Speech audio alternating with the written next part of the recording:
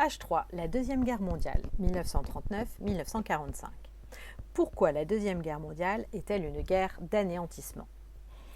Le 1er septembre 1939, l'Allemagne envahit la Pologne et plonge l'Europe et le monde dans la Deuxième Guerre mondiale. En effet, le 3 septembre 1939, la France et le Royaume-Uni déclarent la guerre à l'Allemagne. Quelles sont les alliances au début de la guerre ? D'un côté se trouve l'Axe. L'Axe se compose de l'Allemagne, le Japon et l'Italie. Et il ne faut pas oublier qu'au début de la guerre, l'Allemagne et l'URSS sont alliés par le pacte germano-soviétique.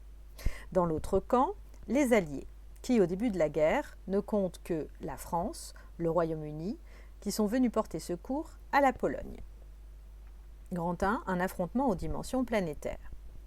Grand A, les victoires allemandes à l'ouest, entre 1939 et 1941.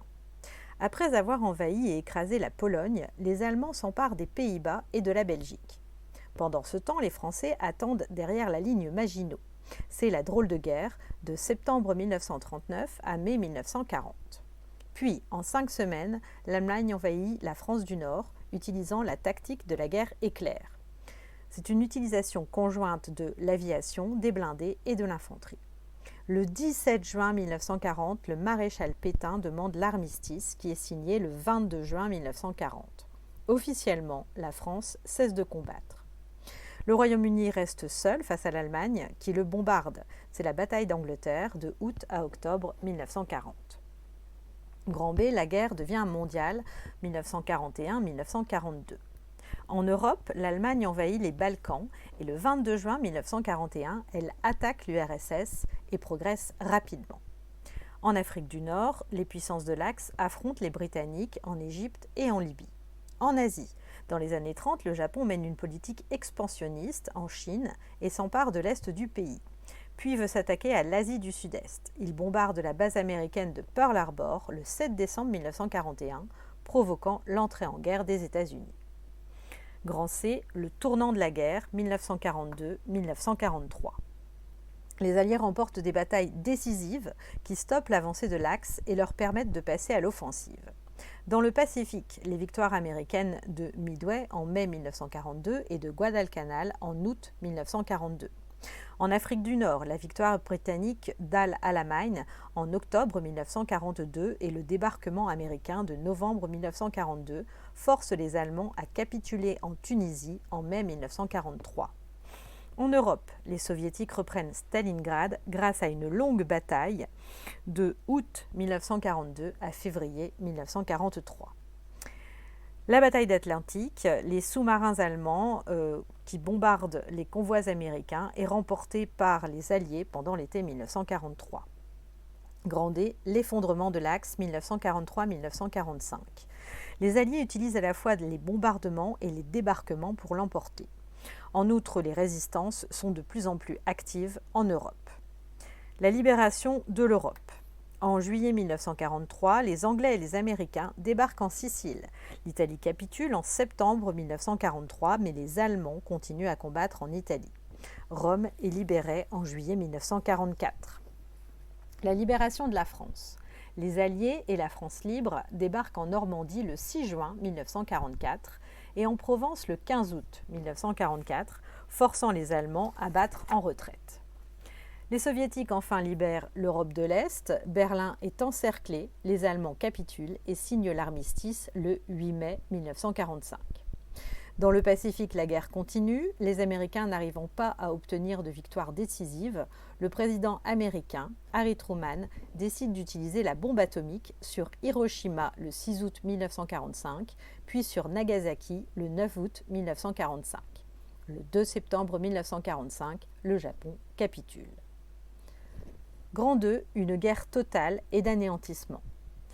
Grand A, une guerre d'anéantissement. Pendant la Seconde Guerre mondiale, les affrontements militaires atteignent un degré de violence sans précédent. Chaque belligérant veut anéantir les capacités militaires ou industrielles de l'ennemi. Les combats sont marqués par des crimes de guerre des armées allemandes et japonaises contre les prisonniers ainsi que par la déportation et l'exécution des résistants. Les belligérants jettent toutes leurs forces dans de grandes batailles, comme celle de Stalingrad, d'août 1942 à février 1943. perçu comme un tournant de la guerre et le point de départ de la libération de l'Europe.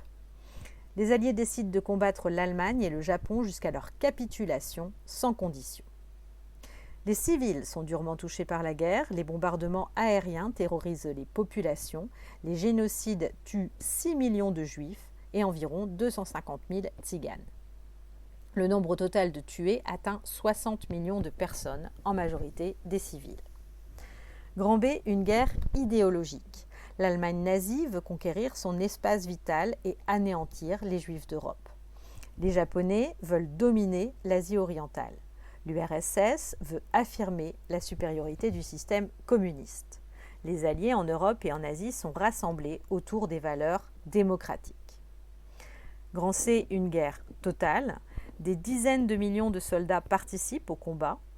Les scientifiques sont mobilisés pour développer des armes nouvelles, comme la fabrication de missiles V1 et V2 en Allemagne, élaboration de la première bombe atomique aux États-Unis avec le projet Manhattan.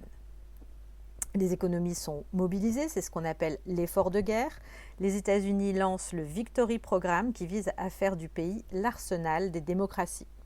Les civils sont impliqués dans la Deuxième Guerre mondiale. La population est incitée à participer financièrement par les emprunts de guerre et les femmes travaillent dans les usines qui fabriquent des armes.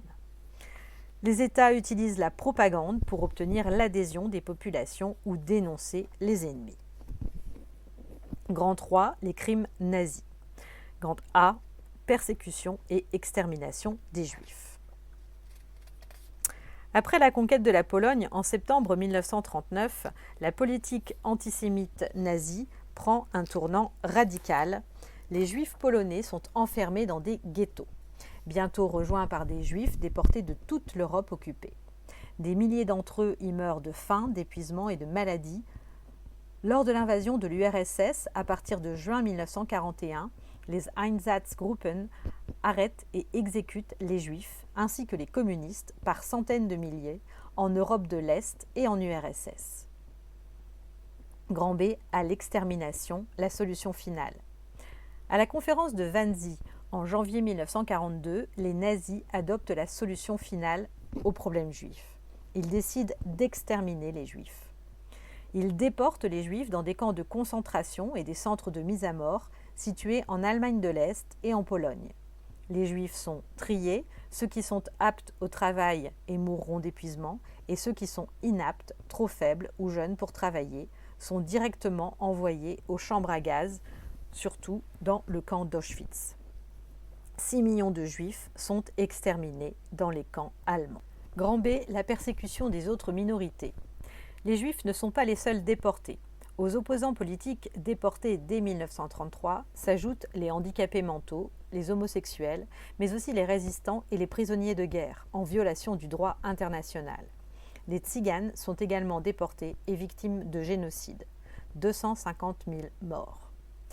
Grand C, le procès de Nuremberg en 1946. Les Alliés décident de traduire les responsables nazis devant un tribunal international, le tribunal de Nuremberg. Le procès de Nuremberg se déroule en 1946. 22 responsables nazis sont jugés et pour la plupart condamnés. 2 nouveaux termes sont inventés pour qualifier ces crimes, génocide et crimes contre l'humanité.